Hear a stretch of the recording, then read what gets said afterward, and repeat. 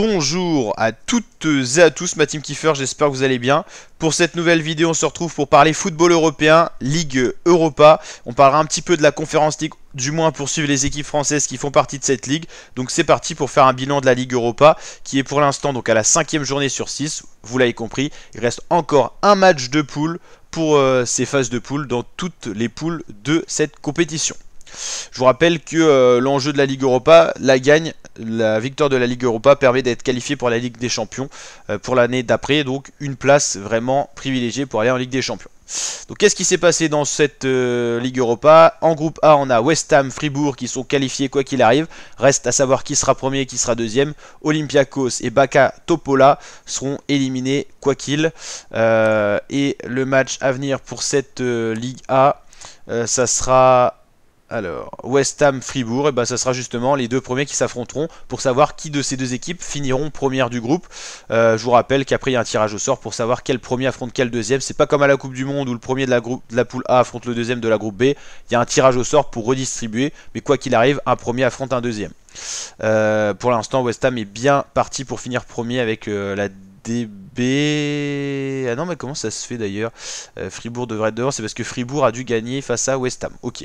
Groupe B, Marseille, quoi qu'il arrive, est qualifié pour les huitièmes de finale. Reste à savoir si c'est premier ou deuxième. Brighton qualifié, Athènes, Ajax éliminé. Ajax Amsterdam, c'est un peu surprenant de les trouver déjà éliminés. Marseille jouera dans ce dernier match à l'extérieur face à Brighton, justement. On a pour le groupe A et le groupe B le premier qui affronte le deuxième pour savoir qui sera premier, qui sera deuxième. Betis, Glasgow Rangers, pour l'instant sont bien partis pour être qualifiés. Mais le Sparta Prague peut encore espérer passer, même en tant que premier de ce groupe, ce qui montre que ce groupe C a quand même été bien serré. Quoi qu'il arrive, le Aris Limassol sera éliminé. 3 points possibles à prendre en une rencontre, donc 5, 6, 7, ça ferait 7 points max, donc quoi qu'il arrive, cette équipe sera éliminée. Pour le groupe D, quoi qu'il, l'Atalanta sera qualifié, le Sporting également. Voilà, Sturm Graz et Rasko Sech seront éliminés, petite équipe tchèque. Liverpool, surprenant de les retrouver en Ligue Europa. En tout cas, ils ont bien débuté cette compétition. Seulement un match perdu, 12 points, donc quoi qu'il, ils sont qualifiés.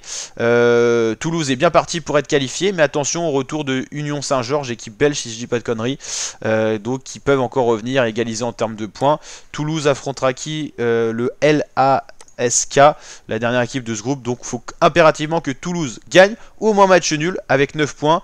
L'Union Saint-Georges, en cas de résultat positif face à Liverpool, marquerait 6, 7, 8. Donc voilà, Toulouse, match nul, ça passe. Donc voilà, pas trop de pression pour Toulouse, mais c'est bien parti pour aller au tour suivant.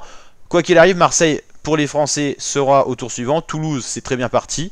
Et Rennes, quoi qu'il arrive, sera au tour prochain. Très certainement en tant que premier du groupe. Devant Villarreal, Panamikoika ou je sais pas quoi, et Maccabi Haïfa, équipe qu'on connaissait parce qu'ils ont affronté Paris en Ligue des Champions l'an passé, si je dis pas de bêtises.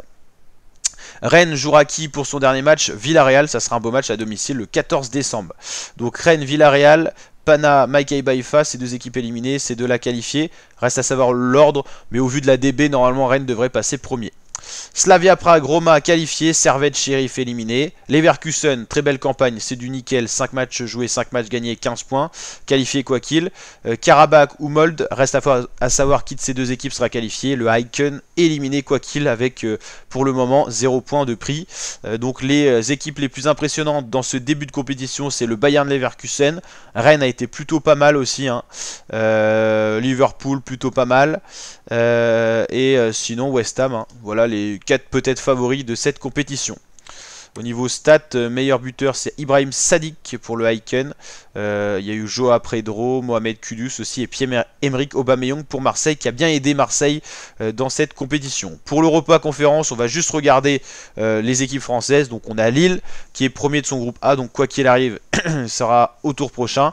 Sinon pour les autres groupes, il n'y a pas d'équipe française, donc voilà, on va pas forcément s'attarder. À noter qu'on a quand même des belles équipes hein, dans cette Ligue Conférence qui est avec un niveau peu élevé, il faut l'avouer.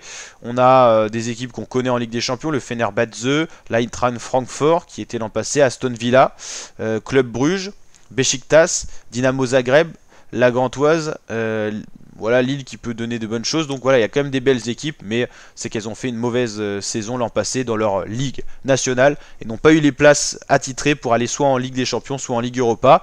À noter une bonne information pour les équipes françaises, au vu des points marqués cette année européens, on passe devant les Pays-Bas et on aura normalement plus d'équipes en Ligue des Champions, peut-être 3 places en Ligue des Champions, 2 en Ligue Europa et 2 en Ligue Conférence, donc c'est plutôt pas mal pour l'avenir du football européen, pour l'avenir plutôt du football français et donc le budget des clubs.